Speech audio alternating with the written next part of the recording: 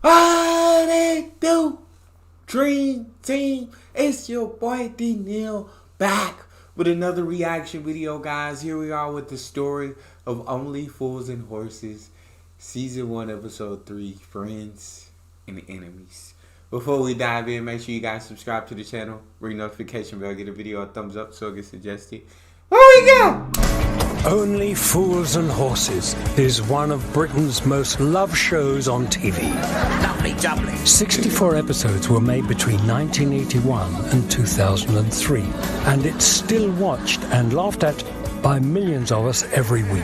What are you doing? I'm trying to get the Dukes of Hazzard. The line written by just one man. The success of Fools and Horses can be summed up with two words, and it's John Sullivan. The story of Derek Trotter's life is the story of John Sullivan's creative genius. Cushed it. I don't think anybody really touches John for being able to make you laugh. Oh. And being able to make you cry. This time next year, we'll be millionaires. Celebrating the wonderful comedy world of John Sullivan, we'll be getting the inside story on the Trotters from the horse's mouth. I was nearly fired because of that scene. Oi. I said to John, "You can't use this." Come on, get him off! We've also recreated some of the sets, reunited cast members, and have talked to some of the show's most famous fans. One of the incredible things about Fools and Horses is that you could grow up watching it. I can't remember a time before I watched Only Fools and Horses. It's really, really, really the best. Over the next hour, we're going to be looking specifically at the Trotters' friends. All right, Dave. And Oh my god. Surprise, surprise! as well as showing you some priceless outtakes which have never been shown on British TV ever before. So sit back and enjoy the definitive story of Only Fools and Horses, the show which has given us some of the most memorable moments in British comedy.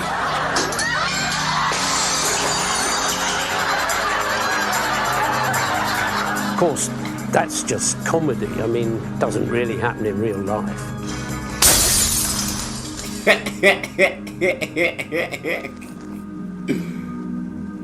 But it's not supposed to happen in real life. Grandad still hasn't got it right. The Trotters had lots of friends and one or two enemies. But first up on the show is someone who could be said to have had a foot in both camps. A man has stepped forward, a tall, elderly man wearing a black coat and a black hat. He wishes to speak to someone called Audrey. No, Aubrey.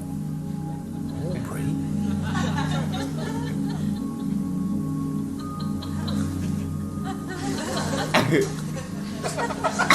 I am here. Herman Terence Aubrey Boys is one of Dell's oldest friends from school, conspicuously ostentatious and as hooky as they come. Boisey was this second-hand car salesman, and he was quite successful. Bring the family down, have your photograph taken next to it. But he was never quite straight. Well, that cortina was a death trap. You should be ashamed of yourselves. You sold it to us. Did I? He loves to lord it over all of the chaps he was at school with. I saw a place rather like this on a television programme recently. Dallas? No, it was a charity appeal. Of course, he was a slightly dodgy character. Boisey did a little bit of a stretch when he was younger, you know. Yeah, we're full. Embezzlements. Conspiring to pervert the course of justice. Fraudulent conversion of travellers' cheques and attempting to bribe the mayor of Lambeth. Okay. Endearing in his way. Morning, gentlemen.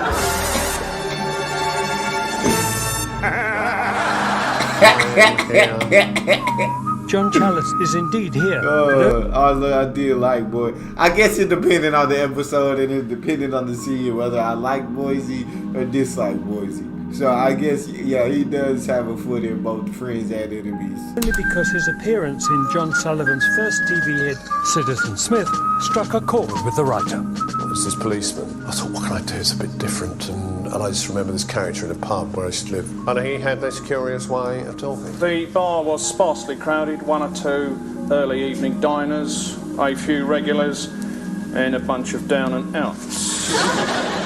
John Sullivan came out and said, I really like that. He said, I'm going to try and use it again.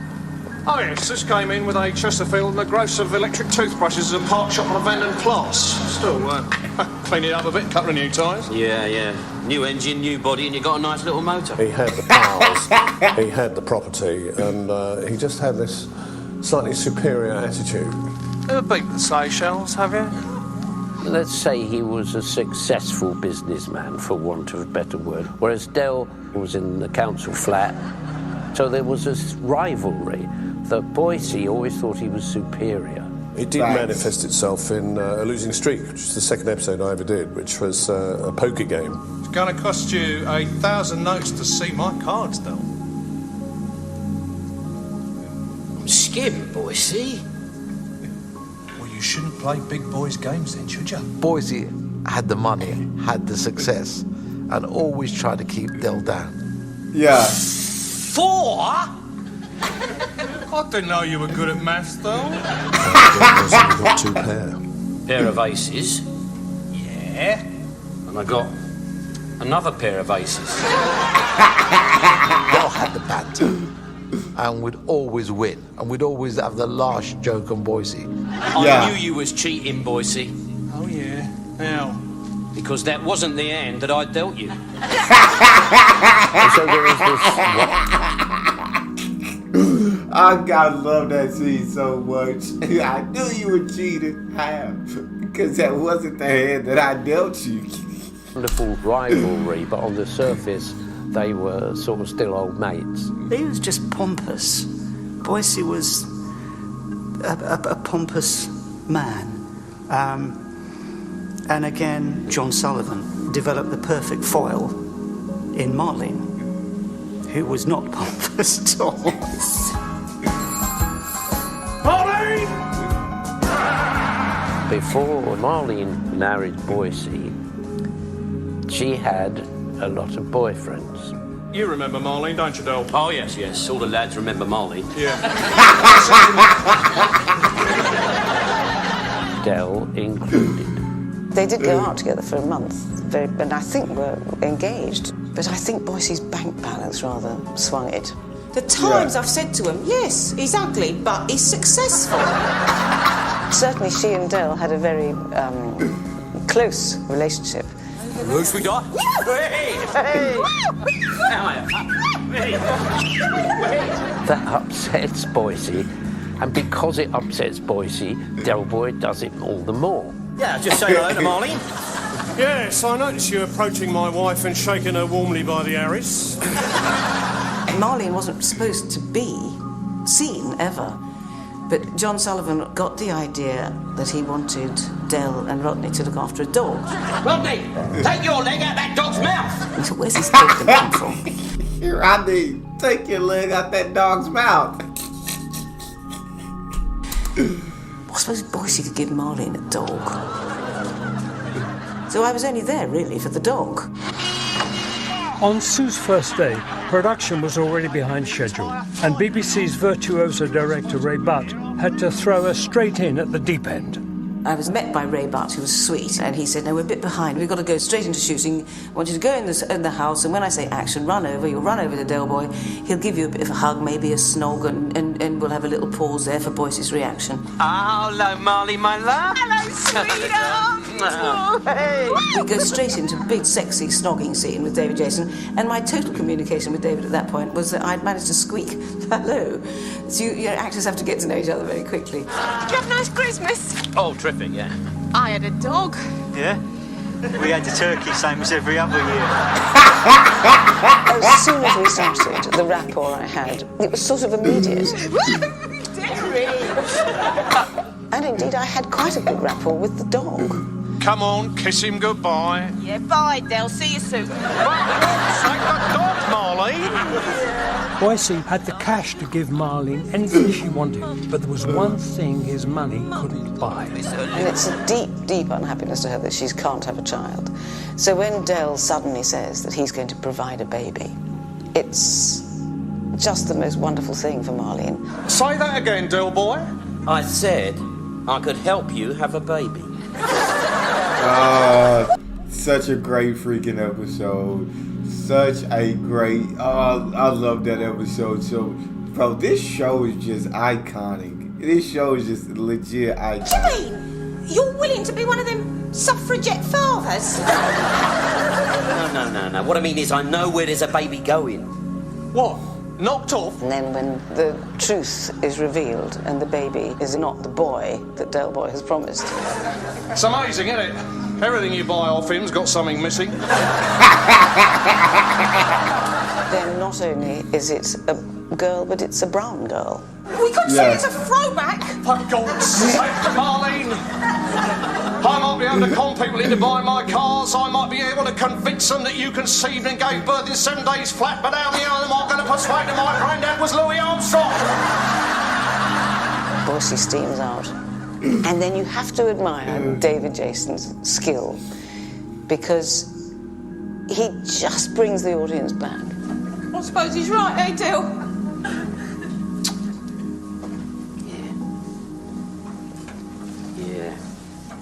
Yeah. You know it makes sense, eh? Still, it's a nice little dream while it lasted, eh? And it's just the way he does it that the audience immediately feels her pain. Yeah. And by the time I went out, trying very hard not to cry, the audience was crying for me.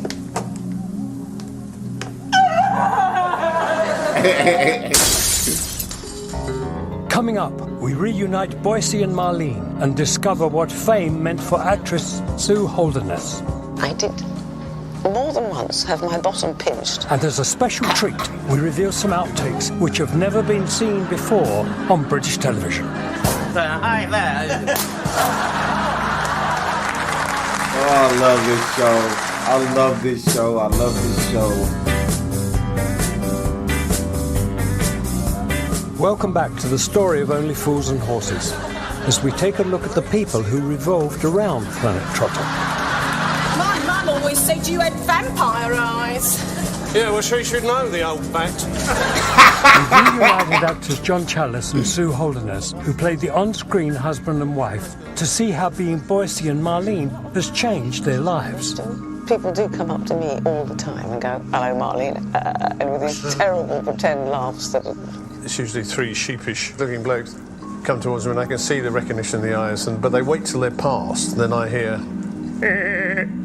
I turn around and go like this, and off they go down the road. But I remember where the Boise laugh came from, because it was from a woman. I remember you saying it came from a woman, which is weird. She was in a pub like this, and she was sitting in the corner. She'd sit there talking to herself, and occasionally she'd cackle.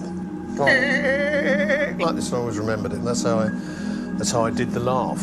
I did more than once have my bottom pinched whilst in a supermarket. What? At various times a day, yes. Because Del used to pinch my bottom all the time, and I looked as though I enjoyed it. Various members of the public thought that it would be a good idea to do it too. And I only ever once was cross. I'd usually say, smile sweetly. Once I said, that is not appropriate. They'd got me early in the morning. But that doesn't happen anymore. Don't believe it when you behave yourselves. Oh, shut up, you snobby git.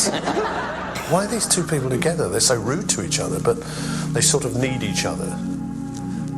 So it's a sort of love.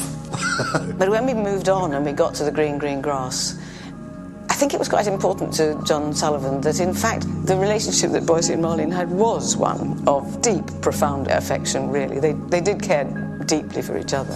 I gotta continue watching the green grass. I watched a couple of episodes. I gotta continue. Boise and Marlene's spin-off ran for 32 episodes and was inspired after John Sullivan went to John Challis's 60th birthday party at his home in the country. He said how much he'd loved seeing John rather grandly welcoming all these people to his fine home. And he thought, what would it be like if Boise and Marlene took over a country manor? Look around you, Marlene. Hills, fields, woodlands, streams, and God's good sunshine. Yeah, ain't natural, is it? Sullivan was so inspired by John Challis's new home that it was actually used in the show. That's crazy. We were elated, really, that he thought the characters were strong enough to have their own series. Come along. But on the other hand, of course, you think, how the hell do you follow a series like Only Fools and Horses? Well, I'm not just a successful farmer. Successful farmer? You got one gay bull and 300 miserable cows.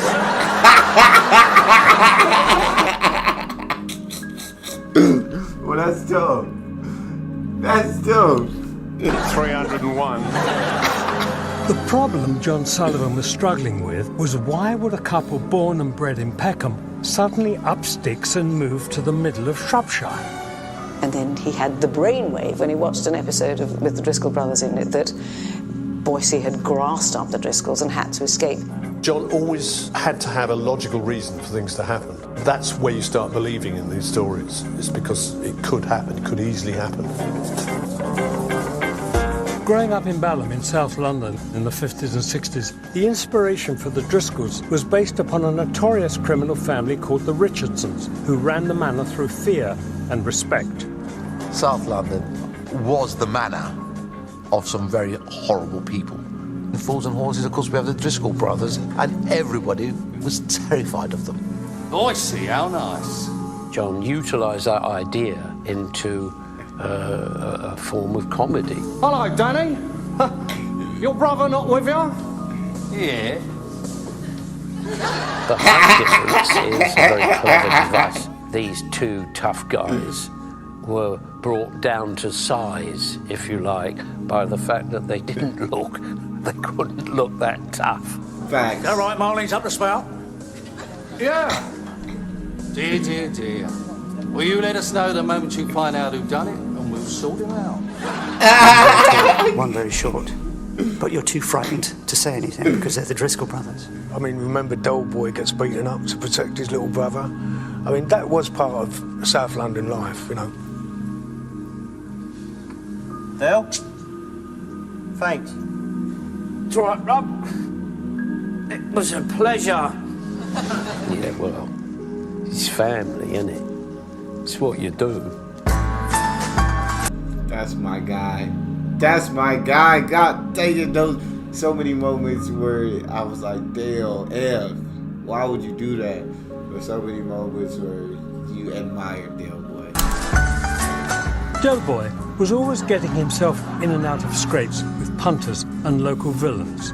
My colleague here is a second dan in karate. And I'm a black belt in origami.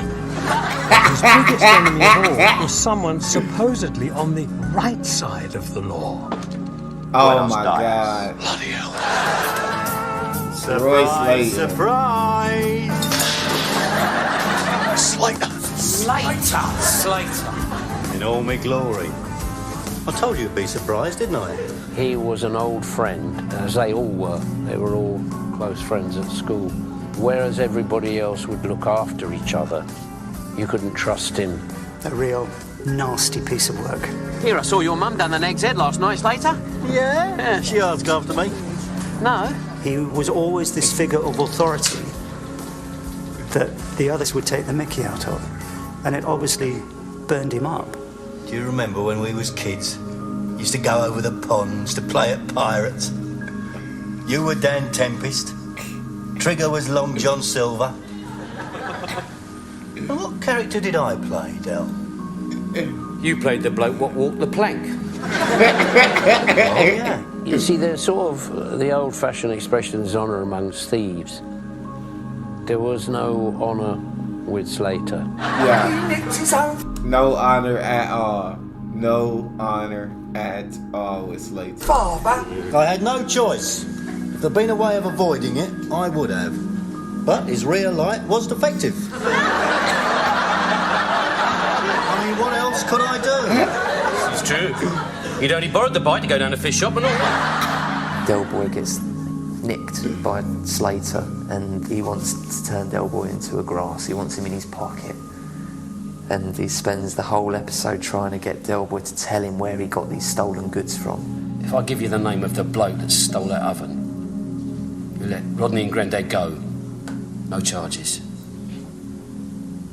Yeah, all right. I'll let them go. And you also drop all charges against me. Oh, come on, Del. I'm looking forward to that. He gets all these official documents and Slater's like, look, no one can touch her. You know, no one can do anything to you now. Give me a name. Right. For the third and last time of asking, who nicked the microwave off the back of the lorry?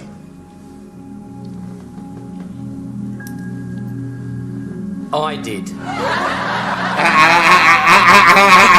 And that's the end of the episode. And it's beautiful. That's just sort of, if I could give someone an example of what a perfect sitcom episode should be, that is it. That was an absolute great episode. And I saw it, when that happened, I saw it coming. Once he got his immunity deal, I was like, oh, he can't be touched. Now he's about to say that. I saw that coming, and it was beautiful. Was only in 3 of the 64 episodes, yet his influence went far beyond these occasional appearances in the Trotter's family life.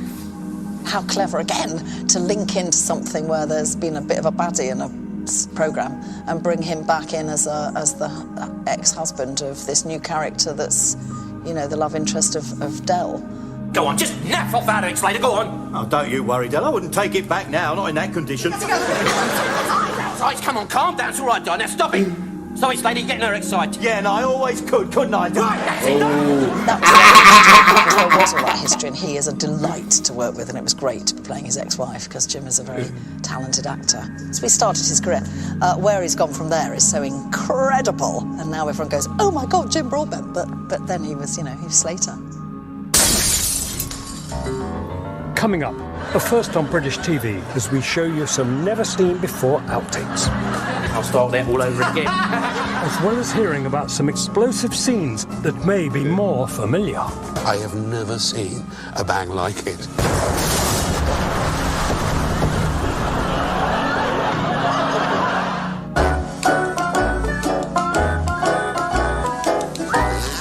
Welcome back as we look at the friends and enemies of the Trotter family.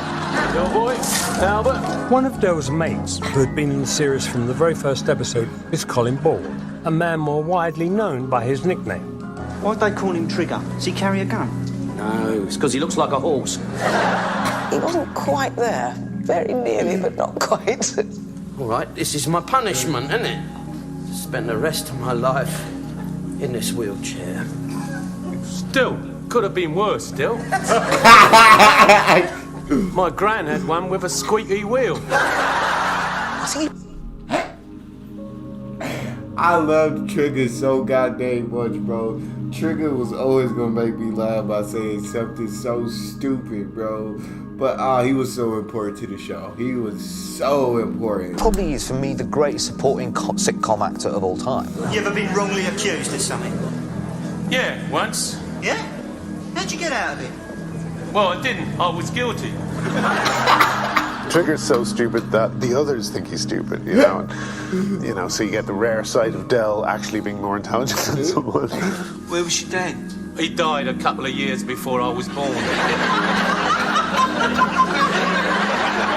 We were so fortunate to have such talented actors like Roger Lloyd Pack. The brilliance of Trigger was that he made Trigger look as though he as an actor was like that. In other words, dim-witted. Yeah. He has this brilliant thing of when he's being Trigger, you look at his face, and his face does these little simple things with his eyebrows and things. Yeah. He did a slight look, that kind of look. Yeah, but that's all part of, you know, not playing with a full deck, as we would say. That's Derek Trotter in there, not bloody Einstein. Del knows what he's talking about. And I don't see what a Beatles manager's got to do with it anyway.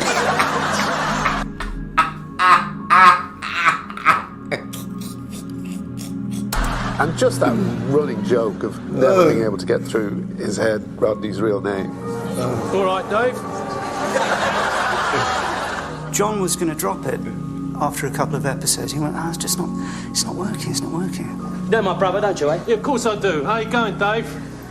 Sorry I'm late, Del boy. I had to pop round my sister's to arrange an alibi for next Thursday. I went, well, maybe we just stick with it for a while because it makes me laugh, and Roger did it so well. All right, Dave? Dave? Cassandra and Rodney. Cassandra and Rodney. Dave. Rodney picked them up on it in one episode. Trig, why'd you call me Dave? My name's not Dave. My name's Rodney. I thought it was Dave. Are you sure? You know, my name's Rod. It's always... Are you sure? You know? And Trigger says, why does everyone call you Dave? So what's Dave? A nickname, right? Roger Lloyd Pack's Trigger was so far removed from Roger himself. Roger was a very intellectual, well-read, classical actor. But when he was playing Trigger, he was somewhere else. When he went into character, nothing came out of him at all. Every other actor I've worked with, you can just see a little, you know, a little modicum of I'm really David Jason or I'm really Nick Lyndhurst. Roger, nothing. And they love to talk about money. It's their favourite subject. I mean, you chat about money and you can't fail to impress them. Yeah, God's honest. I saw one of them old £5 notes the other day. I think the funniest moment for me is the broom joke. Oh, that broom joke definitely the funniest moment of Trigger throughout the entire series. And he had so many funny moments. But that goddamn broom joke killed me. Old broom has had 17 new heads and 14 new handles in its time. That line, it's just brilliant. It's just so simple and so, and I don't know, where does that come from? How the hell can it be the same bloody broom then? Well, here's a picture of it. What more proof do you need? Every single line Roger had as Trigger was dynamite. You need a brain bypass to have one of them things fitted. How much you selling them for, Dill? Some great scenes that were... Often the gag didn't come for 2 or 3 pages. You know, people become famous for a little while, then they disappear. Like Rennie and Renata, Simon D. Or Gandhi. Yeah. He'd just come out with one line. Audience, whee! 17 minutes later, we'd get back on with the plot. Then we learned it for Yeah. I mean, he made one great film and then he never saw it.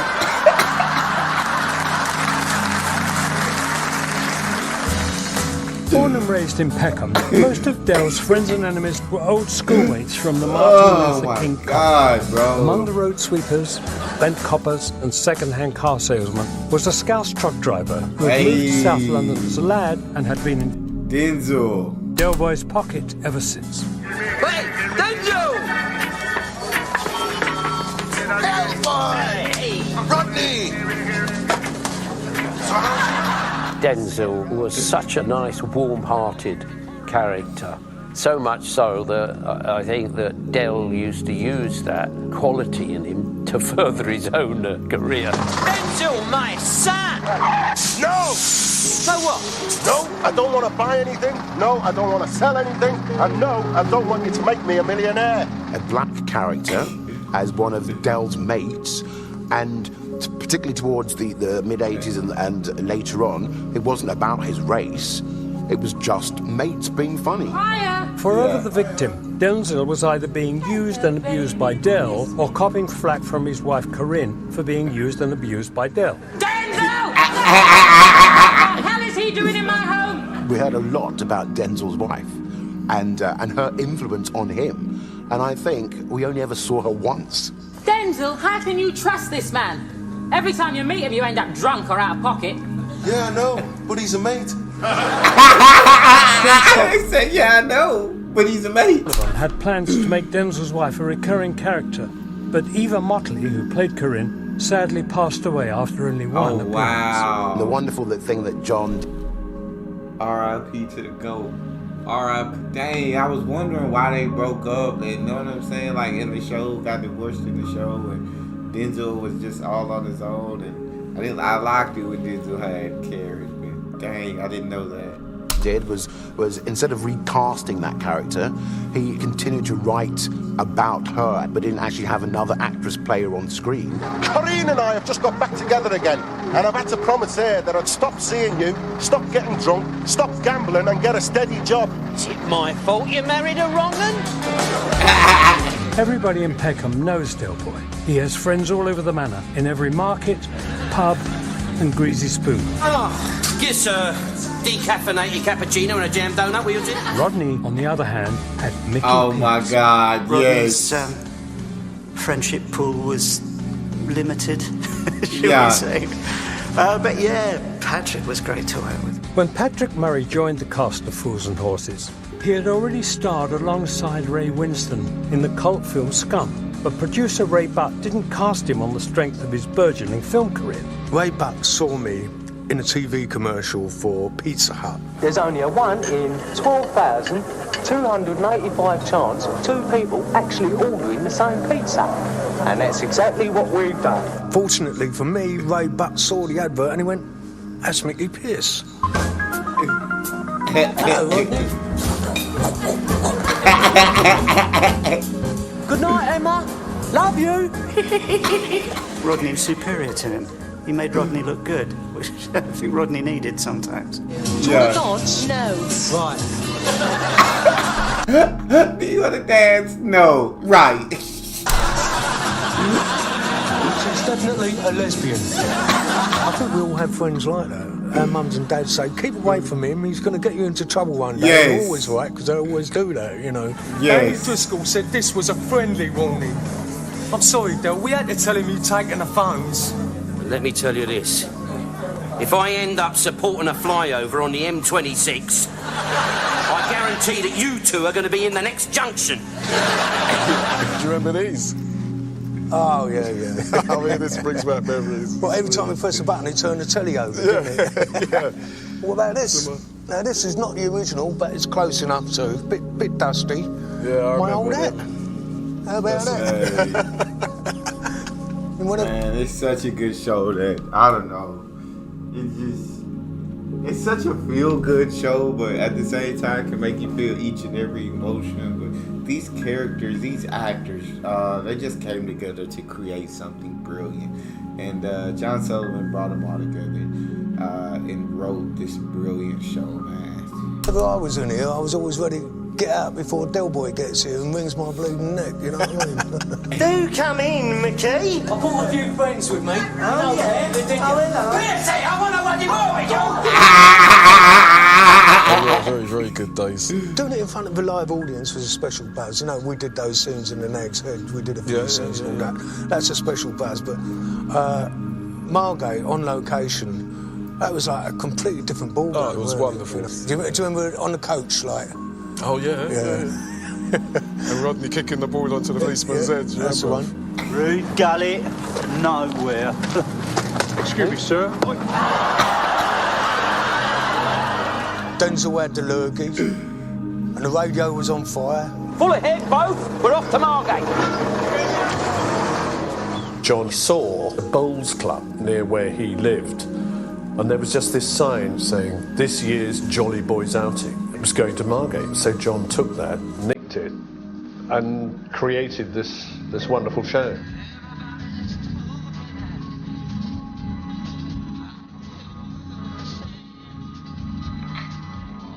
The reason it was one of our favourites is because it's one of the only times that almost full cast had been together on location, because it was usually just David and I.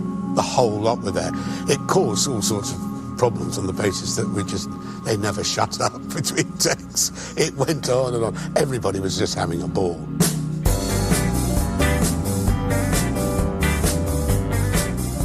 We did actually have a real Jolly Boys outing. We all went fishing, and I seem to remember we all caught something. Nick, me, and the only person that day who didn't get anything was David. Yeah, David got very cross with me because he couldn't catch anything, and I caught 2. To the point he was saying, "I'm coming over your side of the boat." I'm like, "David, it's not going to make any difference. The boat's only this wide." He got me up. We all came back with these fish. David had got his worm. Bring your worm in, Dave. It was very funny. It's alright, Dave. Sorry, David. Sorry, God dang it. Sometimes it just happens. got to do something about this. Someone get some water. Good idea. Water. We need loads of water. Ain't this coach fitted with a fire distinguisher? I was round at John's, having a few glasses of wine, as you do, discussing the script. And he said, listen, I've got this idea that they set fire to the coach. And he said, do you think we can do that? And I thought about it. I said, well, I'm sure we can do it. I'm sure we can do it. And by the end of the night, I said to him, John, let's blow the up. And the next morning, while I was recovering from my hangover, John had been on to the office to say, Tony says we can blow the coach up. And the production manager, and they said, he said what? Abandon shit, come on. The thing went off. I have never seen a bang like it. God dang.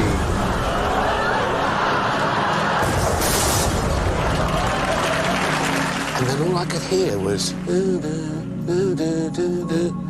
I said, anybody tell the fire brigade anything about this explosion? And they said, yeah, we told the Margate people. But the bang was so loud, it'd gone round to Clacton or God knows where else. And we had all these people turn up thinking there was a fire and an explosion. It was extremely funny. Don't worry, Harry, I won't tell your governor about it.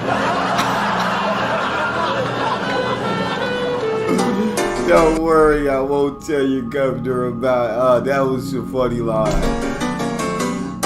You pelonka!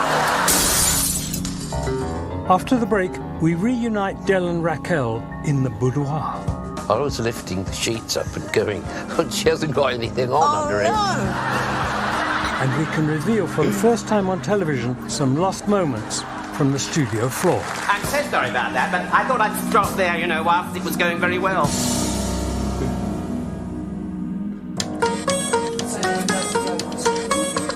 Welcome back.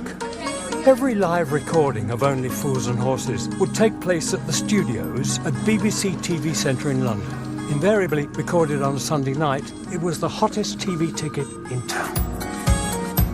The audience were one of the easiest audiences to warm up because they came in wanting to laugh. Please welcome David Jason.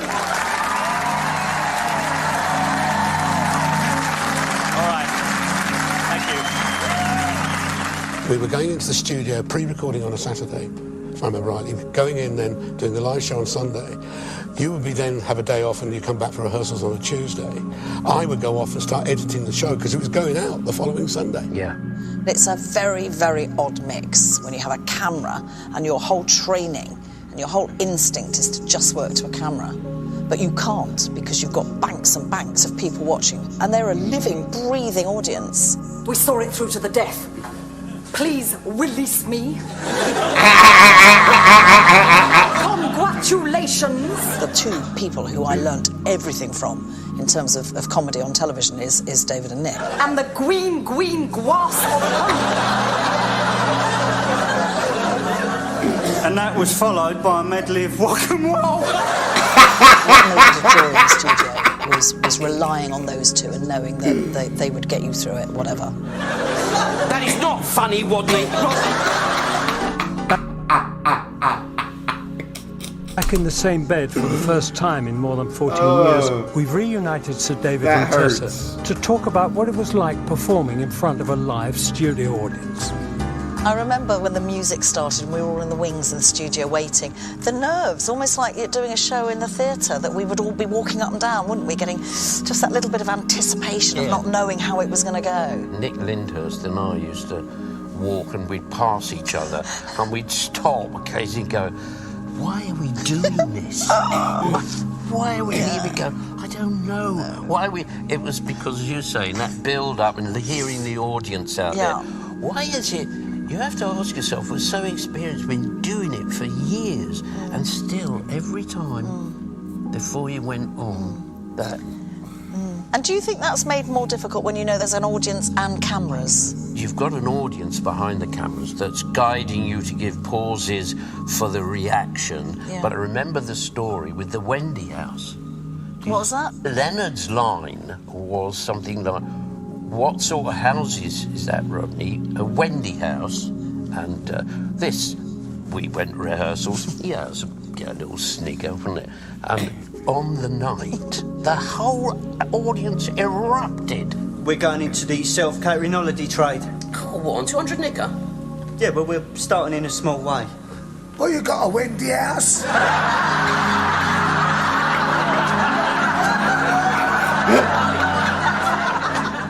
And Linda's and I both looked at each other and went...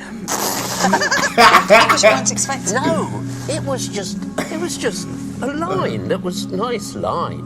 But for some reason, the audience thought it was the funniest thing. And so after that, whenever we got a line in the show that was going to be, we thought, a big laugh during rehearsals, it'd say, Nick Linders and I will say, no, it's a Wendy, it's going to be... And that's what that meant? Yeah, it's a Wendy. A Wendy became... I remember hearing you say Wendy and I never knew what it meant. And that was it. That was it. As any actor will tell you, performing in front of a live studio audience means you have to keep the punters entertained even when the cameras weren't supposed to be rolling. We were lying in bed and there was a problem, right? And so because we had a live audience, we had to do something. So I was lifting the sheets up and going, she hasn't got anything on under it. Oh, no. I remember that. Yeah. But you had, unfortunately. Yes, I certainly had.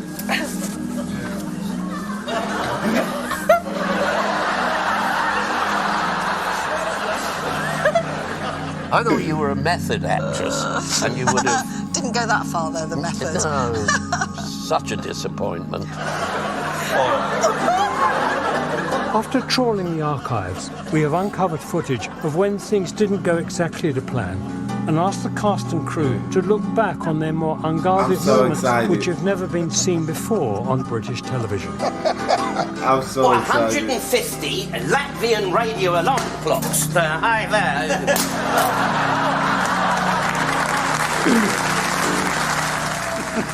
What, you think we just shot one perfectly every week? I spent all my money on Raquel's new dress. Anyway, don't worry. You know, we'll be all right tonight. Put all this on the old... we might as well start again, because I've gone now.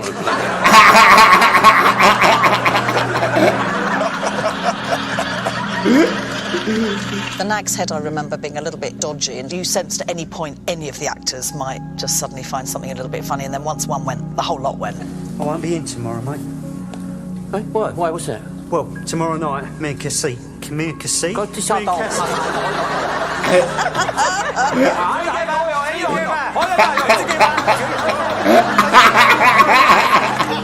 Mike, the landlord of the Nag's Head, was played by the much-loved actor Ken MacDonald, who had his own inimitable way of warming up the audience. Who's this remind you of? Hey? Who's through there?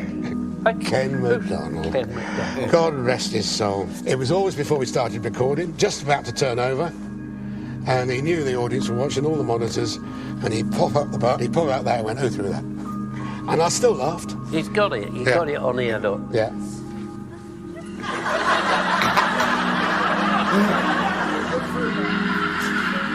Oh my God. Who threw that? Who threw that? He used to do that every week just to make the audience laugh. And at one stage, we were all doing it. We'd do it in situ with him. It was great. Lovely. I really miss him. You've got nothing to worry about, love. We'll all lend a hand. You do the meat.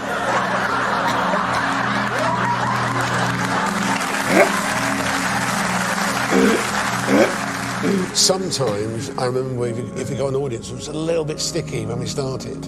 Yes. You and Nick were very clever at, I'll tell you what, I'll just pretend I make a mistake here. Yeah. And everybody goes, oh, look, you made a mistake. I mean, one look at Marlene when she gets out of bed is enough to make anyone run a mile. That one can put the frights up and the ball leg. I'll tell you what, I'll stop that there. I'm so sorry about that, but I thought I'd stop there, you know, whilst it was going very well. Why should he get laughs? By being able to pretend to make a mistake and then go, oh, it wasn't my fault, it was the director. I mean, he's terrible. Me and Nick, the audience, were all one against you guys up in the box. Yeah, so we're the enemy. Return tickets to Miami, 250 smackaroonies. Yeah, well, that's a monkey before you got a bet for the night. Huh?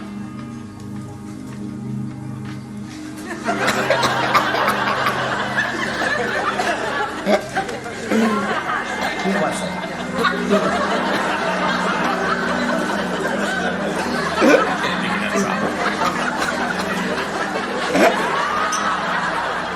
think the only person I don't remember ever seeing laugh was Roger Lloyd Pack.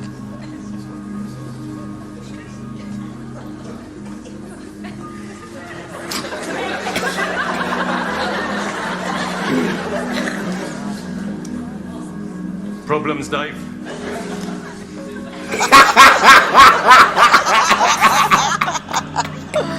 Doesn't seem to make any sense to anything these days. I think I'll start that all over again. I don't know.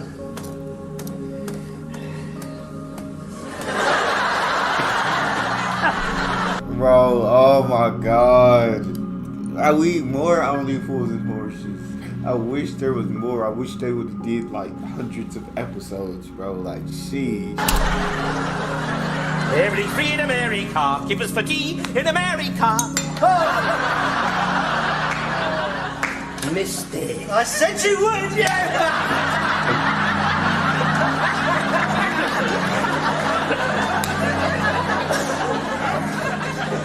I said he's been doing that all day long in rehearsals. I said, you wait till tonight. No. Notice there were none of me on there. Obviously made no mistakes. Word perfect, madam. And good night. Potpourri, potpourri. People are still watching it and still enjoying it, and new generations are getting pleasure out of it. Yes. This guy! I don't think we realised that we were going to become quite the national institution that we became.